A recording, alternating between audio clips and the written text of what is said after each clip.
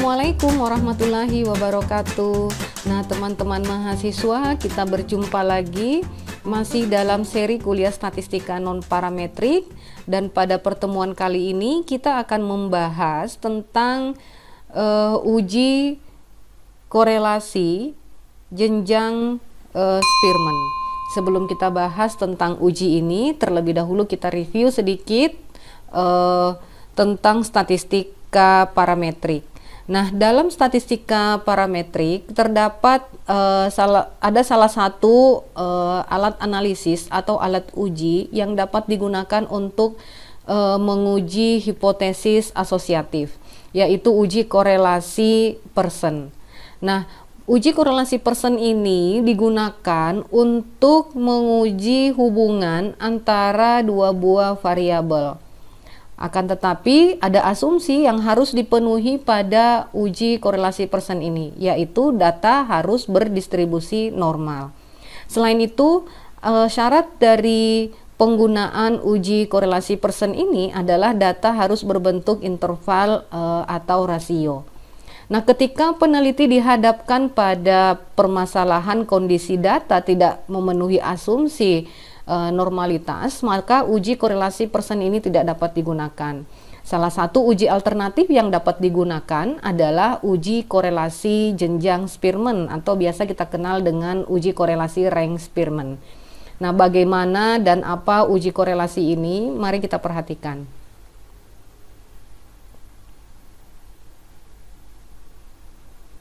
Nah, ada beberapa poin penting yang akan kita bahas pada pertemuan kali ini. Yang pertama adalah tujuan pembelajaran, kemudian yang kedua adalah tujuan dan syarat penggunaan uji ini, yang ketiga adalah bagaimana langkah-langkah pengujian uji korelasi jenjang Spearman, kemudian yang terakhir adalah contoh kasusnya. Nah, kita bahas yang pertama adalah tujuan pembelajaran. Setelah mempelajari materi ini, mahasiswa diharapkan mampu memahami pengujian hipotesis dengan menggunakan uji korelasi jenjang Spearman. Selain itu, yang kedua, mahasiswa diharapkan mampu menggunakan dan menerapkan uji korelasi jenjang Spearman. Yang selanjutnya kita bahas adalah tujuan dan syarat penggunaan dari uji korelasi jenjang Spearman ini. Yang pertama yang akan kita bahas bahwa salah satu alat uji statistika yang digunakan untuk menguji hipotesis asosiatif dua variabel ketika asumsi normalitas data tidak terpenuhi adalah uji korelasi jenjang Spearman. Nah, metode ini digunakan untuk mengukur keeratan hubungan antara dua buah variabel di mana hubungan antara dua variabel ini tidak mempunyai joint normal distribution atau tidak memenuhi asumsi normalitas, dan conditional variannya juga tidak diketahui sama. Nah, pada korelasi kita ketahui bahwa angka yang dapat dihasilkan adalah dapat bernilai positif dan dapat bernilai negatif. Angka positif ini menandakan bahwa korelasinya atau hubungannya searah. Artinya bahwa jika variabel X kita semakin besar, maka X-nya juga akan ikut semakin besar. Nah, ketika angka korelasinya diperoleh negatif, maka hubungannya tidak searah atau berbanding terbalik. Artinya bahwa jika variabel X-nya, nilai dari variabel X-nya semakin besar, maka nilai dari variabel Y-nya akan semakin kecil, berbanding terbalik. Nah, asumsi atau syarat yang diperlukan untuk menggunakan uji korelasi jenjang Spearman ini ada 3. Yang pertama adalah data harus diambil secara acak, kemudian yang kedua data bersifat ordinal, kemudian yang ketiga data tidak berdistribusi normal. Nah, poin kedua dan ketiga inilah yang saya bahas tadi di awal bahwa ketika pengukuran kuantitatif secara eksakt dari sebuah penelitian sulit atau bahkan tidak mudah dilakukan, maka kita dapat menggunakan uji korelasi rank Spearman ini, di mana skala pengukuran datanya adalah ordinal dan asumsinya tidak harus memenuhi asumsi normalitas data. Nah, selanjutnya kita bahas tentang langkah-langkah pengujiannya. Nah, untuk langkah-langkah pengujian dari uji ini, yang pertama adalah kita perlu merumuskan hipotesis terlebih dahulu, yaitu H0-nya adalah atau hipotesis nihilnya adalah kedua variabel tidak saling berhubungan dalam populasi asalnya. Kemudian yang kedua adalah kedua variabel saling berhubungan dalam populasi asalnya. Kemudian langkah selanjutnya adalah yang kedua, kita menentukan taraf signifikansi alfa. Yang ketiga, kita menghitung statistik uji RS-nya. Jadi korelasi range Spearman kita notasikan dengan RS. Nah, untuk statistik uji apa aja yang akan digunakan nanti akan saya bahas pada slide selanjutnya. Kemudian yang keempat adalah tentukan kriteria pengujiannya. Nah, untuk kriteria pengujiannya H0 ditolak jika pada kondisi statistik uji, nilai statistik uji yang diperoleh lebih besar dari nilai tabel korelasinya.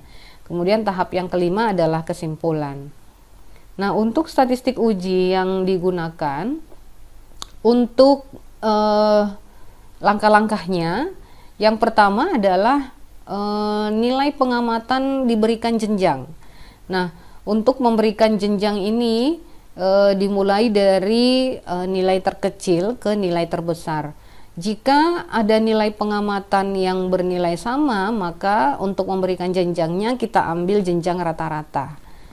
Nah, langkah yang selanjutnya untuk menghitung statistik uji adalah setiap pasang jenjang dihitung perbedaannya. Kemudian selanjutnya langkah yang ketiga, perbedaan setiap pasang jenjang tersebut kemudian kita kuadratkan dan kita hitung jumlahnya. Selanjutnya langkah yang keempat, nilai dari RS-nya, koefisien korelasi Spearman-nya, dihitung dengan menggunakan formula RS sama dengan 1 dikurang 6 dikali sigma dari kuadrat perbedaannya dibagi dengan N dikali N kuadrat dikurang 1, di mana D ini menunjukkan perbedaan setiap pasang jenjang, kemudian N-nya menunjukkan jumlah pasangan rank. Nah, uji atau formula yang tadi kita gunakan untuk sampel kecil ketika N-nya kurang dari 30. Nah, bagaimana jika jumlah sampel kita lebih dari 30? Nah, untuk jumlah sampel yang lebih dari 30, kita dapat menggunakan pendekatan uji T, di mana nilai T sampelnya kita dapat hitung dengan menggunakan formula T sama dengan RS akar dikali dengan akar N-2 dibagi 1 dikurang RS kuadrat.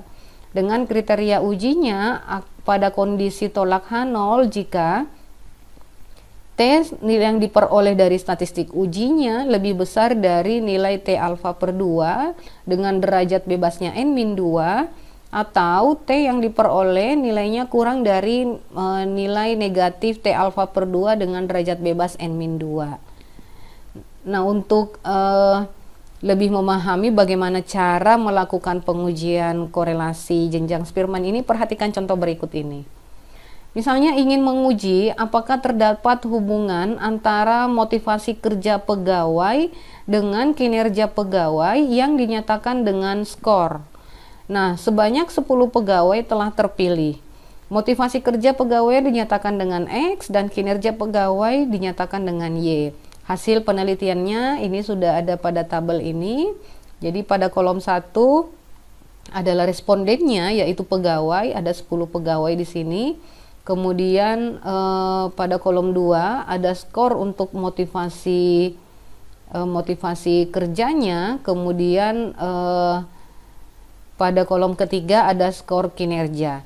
Nah, sebelum kita lakukan pengujian, kita periksa terlebih dahulu apakah sudah memenuhi syarat dari uji korelasi jenjang Spearman, yaitu sampel 10 pegawai ini tentu sudah diambil secara acak. Kemudian yang kedua, skornya dari motivasi kerja dan kinerja ini adalah berskala ordinal dan diasumsikan pada contoh kasus ini bahwa datanya tidak berdistribusi normal. Nah, bagaimana langkah-langkah pengujiannya? Yang pertama adalah terlebih dahulu kita rumuskan hipotesanya. Jadi kita buatkan hipotesa terlebih dahulu, yaitu hipotesa nihilnya adalah, ya, kita coba lihat contoh kasusnya. Nah, ini tadi hipotesa yang akan kita gunakan, ya, kedua buah variabel tidak saling berhubungan. Maka kita rumuskan hipotesa pada contoh kasus ini adalah tidak terdapat hubungan antara motivasi kerja pegawai dengan kinerja pegawai. Maka kemudian kita rumuskan hipotesa alternatifnya, yaitu H1-nya adalah kebalikan dari hipotesa nihilnya, berarti terdapat, nah ini saya tulis begini ya, terdapat hubungan antara motivasi kerja pegawai dengan kinerja pegawai. Nah, untuk langkah-langkah menentukan statistik uji, nah kita lihat ya, saya sudah membuat kolom bantu di sini. Saya berikan kolom jenjang untuk di setiap variabel. Nah, kita mulai bagaimana cara memberikan jenjang pada variabel X-nya, motivasi kerja. Nah, ini adalah skor atau data dari motivasi kerja.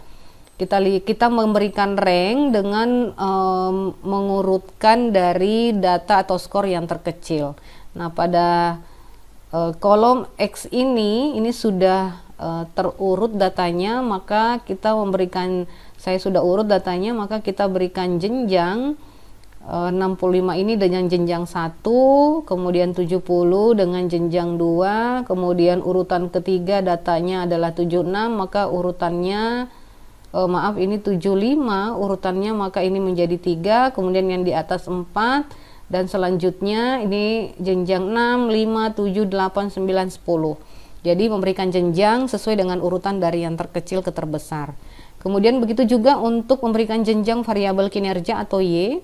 Nah, ini yang paling kecil ya, 1, urutan 1, ini urutan kedua, urutan ketiga, dan seterusnya seperti itu. Kemudian langkah yang keempat, langkah yang ketiga, kita hitung perbedaan setiap pasang jenjang. Artinya kita cari solusi selisih dari jenjang X dikurang dengan jenjang Y. Nah, 1 dikurang 2 maka diperoleh nilai min 1. Kemudian ini 2 dikurang 1 diperoleh nilai 1. Seterusnya misalnya 4 dikurang 3 diperoleh nilai 1. 3 dikurangi 5 hasilnya adalah min 2, 6 dikurang 4 hasilnya adalah 2, 5 dikurang 6 hasilnya min 1, dan seterusnya seperti itu. Jadi D ini adalah selisih setiap pasang jenjang X dengan Y. Selanjutnya kita cari kuadrat nilai perbedaannya, yaitu kolom D kuadrat. Nah, ini kita tinggal kuadratkan ya, min 1 kuadrat 1, kemudian 1 kuadrat 1 sama dengan 1, 1 kuadrat sama dengan 1, min 2 kuadrat sama dengan 4, 2 kuadrat sama dengan 4, dan seterusnya. Nah, kemudian kita cari jumlah dari D kuadrat. Kolom D kuadrat ini kita jumlahkan, ini kita jumlahkan.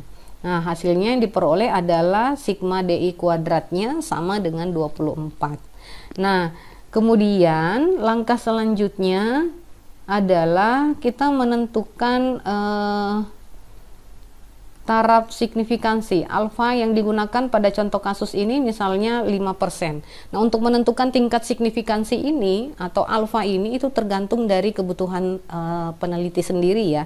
Apakah menggunakan 5%, 1%, atau nilai alfa yang lainnya. Nah, selanjutnya yang ketiga adalah saya pindah ke sini. Yang ketiga adalah kita tentukan statistik ujinya. Nah, Karena ini sampel kecil, N-nya kurang dari 30, maka kita gunakan statistik uji RS sama dengan 1 dikurangi 6 sigma I sama dengan 1 sampai N DI kuadrat dibagi N dikali N kuadrat dikurang 1. Nah, kita substitusi nilai yang sudah diperoleh tadi, sigma DI kuadratnya adalah 24, berarti di sini dikali 24, dibagi N-nya adalah 10 ya, 10 tadi 10 dikurang 10 kuadrat dikurang 1.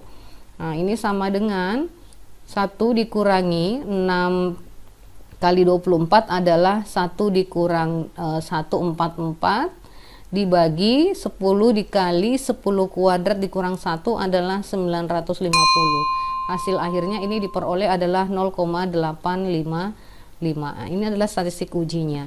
Kemudian yang keempat, kriteria uji. Ya, kriteria ujinya tadi, nah, kita balik ke slide sebelumnya.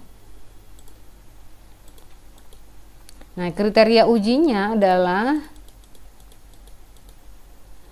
ya, tolak H0 jika RS lebih besar dari nilai tabelnya. Nah, kriteria uji tolak H0 jika RS-nya lebih besar dari rho RS-nya pada alfa 0,05. Nah, berarti kita harus menentukan dulu nilai rho R-nya. R-nya dengan alfanya adalah 0,05. Karena di sini kita menggunakan uji dua arah, ya, karena pada hipotesa ini kita dapat merumuskan menjadi H0-nya, RS-nya tidak terdapat hubungan, maka RS-nya sama dengan 0. Kemudian ini hipotesa statistik H1-nya adalah RS-nya tidak sama dengan 0. Nah, kita baca tabel, karena ini menggunakan uji dua arah, maka alfa yang digunakan adalah alfa per 2, yaitu 0,025. Nah, kita baca tabelnya, ya, pada alfa 0,025 dengan N-nya adalah 10, maka diperoleh ini, ini adalah nilai tabelnya 0,648. Saya kembali, maka nilai rho R-nya adalah 0,648. Nah, kemudian kesimpulan yang diperoleh nanti, ya, saya tuliskan kembali di sini. RS-nya tadi adalah 0,855, kemudian rho R-nya diperoleh tadi, rho RS-nya adalah 0,648. Nah, karena nilai RS sama dengan 0,855 lebih besar dari nilai rho RS-nya sama dengan 0,648, maka H0-nya ditolak karena memenuhi kriteria pengujian yang sudah saya jelaskan tadi. Nah, langkah yang kelima adalah kita buat kesimpulan. Kesimpulannya, karena di sini H0-nya ditolak, maka kesimpulan kita adalah hipotesa alternatif. Nah, hipotesa alternatif tadi adalah ini. Terdapat hubungan. Jadi kesimpulan kita adalah terdapat hubungan yang signifikan antara motivasi kerja pegawai dan kinerja pegawai. Jadi pada taraf signifikansinya 5% ya. Nah, untuk melihat apakah hubungannya positif, ke arah positif atau negatif, kita perhatikan nilai RS yang diperoleh. Nilai RS yang diperoleh ini bernilai positif, nah artinya hubungannya adalah searah. Nah, jika motivasi semakin tinggi skor motivasi kerja pegawai, maka akan diikuti oleh peningkatan skor kinerja pegawainya. Nah, seperti itu uji korelasi jenjang Spearman, dan contoh kasusnya juga kita sudah selesai membahas pada pertemuan kali ini. Sampai Sampai berjumpa kembali pada pertemuan selanjutnya. Semoga bermanfaat. Terima kasih.